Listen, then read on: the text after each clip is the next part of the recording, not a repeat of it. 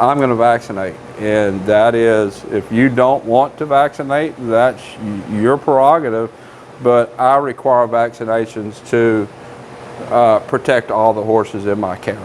And if you're a vet and you see a different side of the picture, let me know. I want to know what is the reasoning behind not wanting to vaccinate for strangles. If you have some input, if you have some knowledge there, I want to hear about it. I know when the Strangles vaccine first came out, there were some issues with it, but now it's a lot better than it used to be.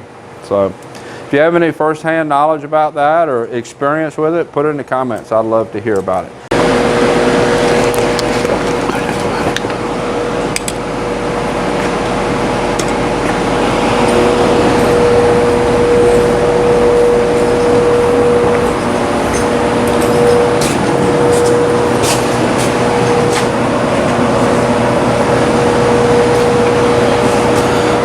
You ready?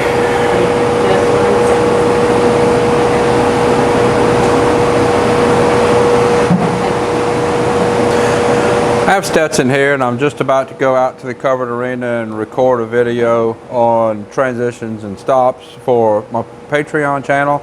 And before I go out there, I wanted to take a minute and record today's wash rack video.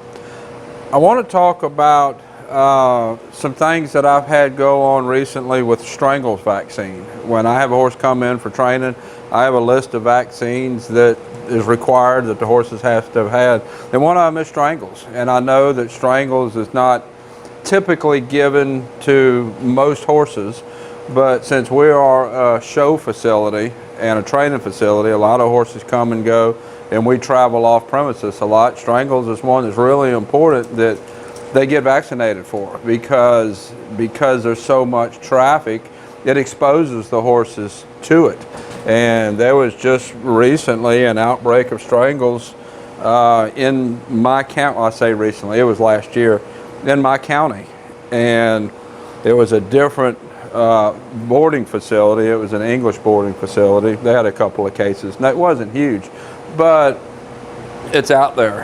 And I've had several vets around the country refuse to give Strangles vaccine, and I'd really like to hear, if you're a vet, your side of that, because what the vets told the owners was there's a higher risk of the horse getting Strangles from the vaccine, and it's easier to treat Strangles than you balance treating it with the risk of getting it from the vaccine.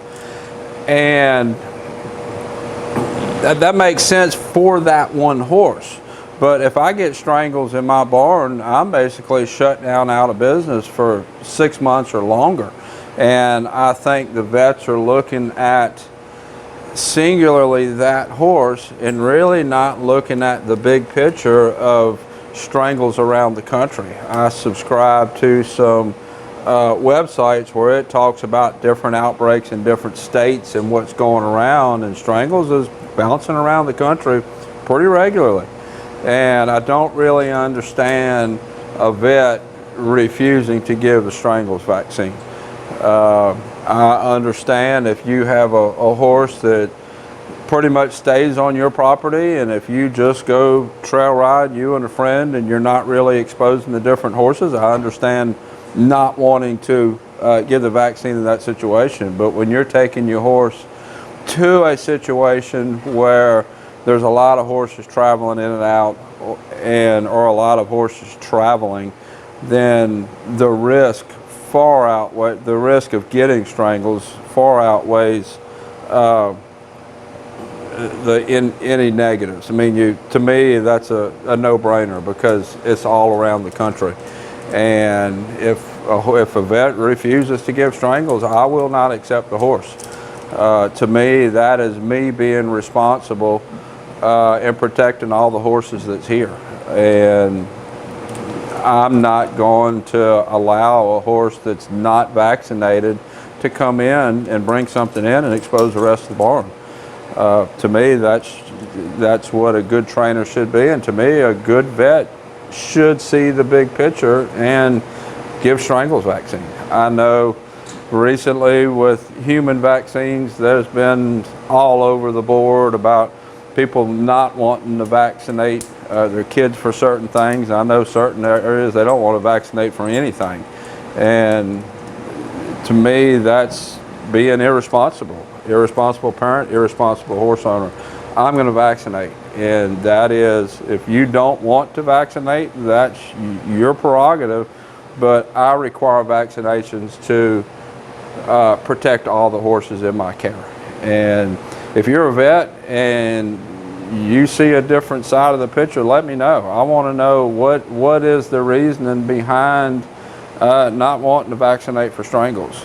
And if you have some input, if you have some knowledge there, I want to hear about it. I know when the Strangles vaccine first came out, there were some issues with it, but now it's a lot better than it used to be. So if you have any first-hand knowledge about that or experience with it, put it in the comments. I'd love to hear about it. I'm going to go make a video with him for Patreon. We're going to talk about transitions and stops. He doesn't have a very good stop. If you're interested in watching these more in-depth training videos, they're on my Patreon channel. Until next time, thank you for watching. I want to thank everybody for following me on Patreon and subscribing and following me there. I have 3 levels. There's training insider level. For that level, you get access to all of the in-depth training videos that I put out. For the elite level, you get access to all of those videos, plus you get access to all the pictures and videos that I post, what's going on daily here, so that you feel like part of the barn and you feel like part of the group here watching the training go on. And then for the master level, you get all that, plus you get 1 free video lesson a month. If you're already subscribed, I appreciate you for following me there. And if you're considering upgrading your free membership to a paid membership, I really appreciate you doing that. And every Thursday at 9 o'clock Central Time, I do a live training video. After that is over, I'll take the audio from that and upload it as a podcast on Spotify. So if you're driving and you want to hear the topic of what we're talking about on that Thursday, and hear the questions, because I take a lot of live questions, live training questions, and talk about those. So if you want to try that on Spotify, that's Tim Anderson Horse Training on Spotify.